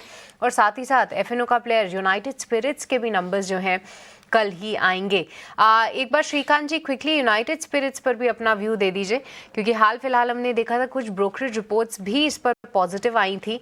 हालांकि स्टॉक फिलहाल डे लो पर ट्रेड कर रहा है, पर चार्ट फॉर्मेशन आप कैसे देख रहे हैं? क्या और कमजोर होगा या यहाँ पर थोड़ी गिरावट थमनी चाहिए? नहीं, तो देखिए हमें लगता है कि यहाँ इन लेवल्स पे करीब इसकी जो गिरावट है वो थम सकती है। काफी बड़ा वक्त इसने इन्हीं लेवल्स के करीब निकाला है। कई बार इसमें रिबाउंड आए हैं, लेकिन अगर आप इसके रिबाउंड को देखेंगे तो इसकी रिबाउंड की जो इंटेंसिटी है वो मंथ ऑन मंथ बेसिस पे कम होते जा रही है। दैट मीन्स कि इसका जो बीटा है वो और कम होते जा रहा है। तो करंट लेवल से मैं कहूंगा कि बिल्कुल इन लेवल्स पे अगर इन्वेस्टमेंट करना हो तो किया जा सकता है, क्योंकि यहाँ से वापस से ये स्टॉक 1450 से लेकर 1500 तक के लेवल्स दिखा सकता है। But with a very short term view अगर इसमें कोई टेक्निकल पोजीशन अगर बनानी हो, टैक्टिकल प्ले करना हो, तो मुझे लगता है कि वो एडवाइजेबल नहीं है, क्योंकि जो बीटा है वो काफी कम है। काफी ग्रेजुअली हमें लगता है कि ये ऊपरी लेवल पे जा सकता है। तो शॉर्ट टर्म व्यू के साथ इसमें अगर आप ट्रेडिंग करना चाहोगे तो अवॉइड कीजिए। इन्वेस्टमेंट करना है तो बिल्कुल करंट लेवल से इन्वेस्टमेंट की जा सकती है। राइट, तो करंट लेवल से इन्वेस्टमेंट की जा सकती है, पर ग्रेजुअल अपटेक आने की उम्मीद है यूनाइटेड स्पिरिट्स। देखते हैं कल नतीजों के बाद किस तरीके से मूव आता है। बट इसी के साथ राजेश जी, श्रीकांत जी और नीलेश जी, आप लोगों का बहुत बहुत शुक्रिया, आज आपने समय निकाला, तमाम काउंटर्स पर हमसे चर्चा की। पर चलिए अब मार्केट क्लोजिंग की तरफ चलते हैं। और आज का पूरा दिन अगर हम देखें तो थोड़ा बहुत हम जो क्रेडिट है वो रिकवरी पे ध्यान ज़रूर रखेंगे। हल्की रिकवरी निचले स्तरों से हमने देखी है, बट गिरावट भरा बाजार ही रहा है, क्योंकि ग्लोबल संकेत काफ़ी कमज़ोर थे और साथ ही साथ दिग्गज रिलायंस, HDFC बैंक, इन सभी से जो है निराशा हाथ लगी। ICICI बैंक के नंबर्स भी उम्मीद से थोड़े कम थे। लीडरशिप अनाउंसमेंट के बावजूद भी स्टॉक में बिकवा रही। साथ ही बैंकिंग क्षेत्र से आरबीएल बैंक, आईडीबीआई बैंक के तमाम काउंटर्स प्रेशर में रहे। पीएनबी के नतीजे आए मार्केट के दौरान और उसके बाद भी लगभग यहाँ पर भी भारी गिरावट हमने देखी। ओवरऑल देखें तो कहीं ना कहीं 25,560 के आसपास निफ्टी क्लोजिंग की तैयारी करते हुए और 59,829 के स्तरों पे यानी 250 अंकों से ज्यादा की कमजोरी के साथ निफ्टी बैंक आज की क्लोजिंग के लिए तैयार होता हुआ। डिफेंसिव ने आज अच्छा कमबैक दिखाया, जिसमें आईटीसी आप देखिए ये काउंटर जो है लगभग 1% से ज्यादा चढ़ा। साथ ही साथ हमने तमाम एफएमसीजी काउंटर्स जिसमें कोलगेट जैसे काउंटर्स की चर्चा की, उनमें एक अच्छा एक्शन रहा। बट NSE 500 में सबसे बड़ा मूव जो है वो आज JSW काउंटर्स ने दिखाया। जिंदल 100 आप देखिए यहाँ पर 16% की बढ़त हमने आज के सत्र में देखी और साथ ही साथ JSW इंफ्रा यहाँ पर भी जो है काफी तगड़े मूव्स आज के सत्र में हमने आते हुए देखे। विप्रो आज पूरे दिन जो है गिरावट का शिकार रहा, 8% से ज्यादा की कमजोरी के साथ बंद होता हुआ नजर आया विप्रो। और रियल एस्टेट काउंटर्स में फिर से दबाव, जहां पर गोदरेज प्रॉपर्टीज में 5% से ज्यादा का करेक्शन। लेमन ट्री की अच्छी रिपोर्ट जरूर थी और उसके बाद भी स्टॉक में कोई भी एक्साइटमेंट नहीं और साथ ही साथ चुनिंदा फार्मा काउंटर्स में भी डिसेंट मूव था, जिसमें सिप्ला, सन फार्मा आज थोड़े बहुत मूव लेते हुए आए और इंटरग्लोब एविएशन ये आज उड़ान भरता हुआ नजर आया, बना निफ्टी का टॉप गेनर 4% के उछाल के साथ। तो चलिए अब कल की तैयारी करेंगे और अभी फिलहाल इजाज़त दीजिए मुझे, अभिषेक और विश्व मोहन जी को, पर आप कहीं मत जाएगा क्योंकि आपकी कल की तैयारी के लिए हम जल्द ही आपके साथ जुड़ेंगे, बट इस छोटे से ब्रेक के बाद।